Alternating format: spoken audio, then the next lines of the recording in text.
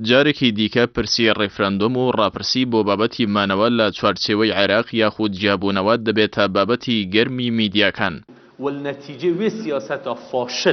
ئەمەش دوای ئەوەی نێچیروان بارزانی سەرۆکی حکوومەتی هەرێم بۆ میدیایەکی ئەمریکی جەختی لەوە کردەوە کە لەم ساڵی هەرێمی کوردستاندا کە لەم ساڵدا هەرێمی کوردستان ڕێفراندۆم ئەنجام دەدات. پرسی ڕێفراندۆم و دامەزراندنی دەوڵەتی سربەخۆیی باشووری کوردستان چەند ساڵێکە بەگەرمی باسی لێوە دەکرێت، گەرچی ئەم بابەتە هێشتا بازنەی بانگەشەی تێنەپەڕاندووە و بە شێوەیەکی کردەیش لە نادەسەڵاتدارەکانی هەرێم لەسەر زەمینی واقیع بەرژەوەندی تەسکی حەزباتی زاڵە بە سەرگوتار و ڕەفتاری سیاسیاندا و خاوەن وتارێکی یەکگرتووی نەتەوەیی و نیشتیمانی نین کە بەڕای چاودێران پێش هەر هەنگاوێک باڕاستەی جیابوونەوە لە عێراق هەرێمی کوردستان پێویستی بە داڕشتنی استراتیژێکی هاوبەشی نیشتیمانی و تەبایی نێوخۆی هەیە کە لە ئێستادا گوتاری حەزبی جێگەی استراتیژی نیشتیمانی و پەرتەوازەیی سیاسی شوێنی تەبایی و یەکوتاری گرتووەتەوە.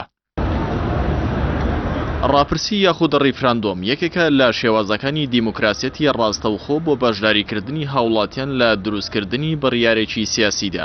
دەرفەتی ئەوە بۆ هاوڵاتیان دەرەخسێنرێت کە دەنگ بدەن لەسەر بابەتێک کە بەڕازی بوون یاخود ڕەتکردنەوە، بۆ نمونە وەرگرتنی ڕای خەڵک لەسەر هەمواری دەستوری وڵات یاخود چوونە ناو ڕێکخراوێکی نێودەوڵەتی یاخود جیابوونەوە و دروستکردنی دەوڵەتێکی نوێ.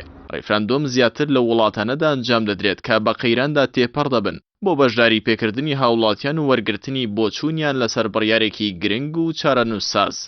ڕاپرسی و ڕێفراندۆم بۆ جیابوونەوەی گەلێک لە وڵاتێک و ڕاگەاندنی سربەخۆیی هەندێک جار دەرەنجامی ئەرێنی و هەندێک جاریش ئەنجامی نەرێنی لێکەوتۆتەوە.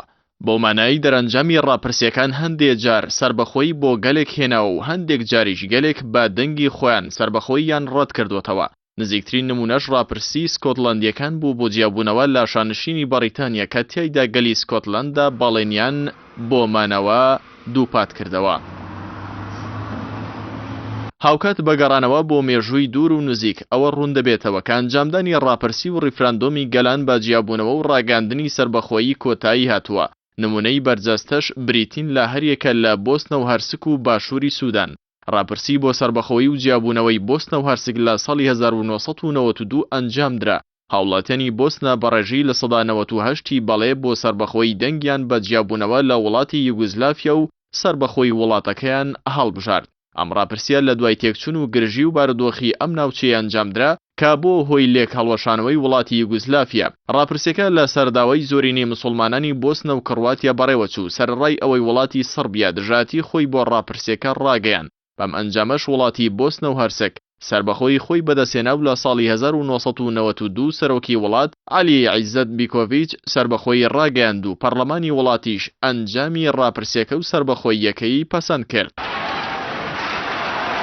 هەرسی باشووری سوودانیشە دوای ململانێکی توندی چەند ساڵەی لەگەڵ ناوەند و هاوکات دەسوەردانێکی دەرەکی بۆ پڕچەکردنی یاخیبۆکانی باشووری سوودان و خراپی ئیدارەدانی ناوەند و کەمی خزمەتگوزاری و هەژاری لە باشووری سوودان وای کرد لە دەرەنجامدا پەیماننامەی ئاشتی لە باشووری سوودان ببەسترێت و لەسەر بنەمای پەیماننامەکەش باشووری سوودان ڕێفراندۆمی ئەنجامدا و لە 9 مانگی 7 ساڵی 2011 بە شێوەیەکی ڕەسمی سربەخۆیی خۆی ڕاگەیاند. بەڵە بەڕێزان سەبارەت بە پرسی ڕێفراندۆمی هەرێمی کوردستان بە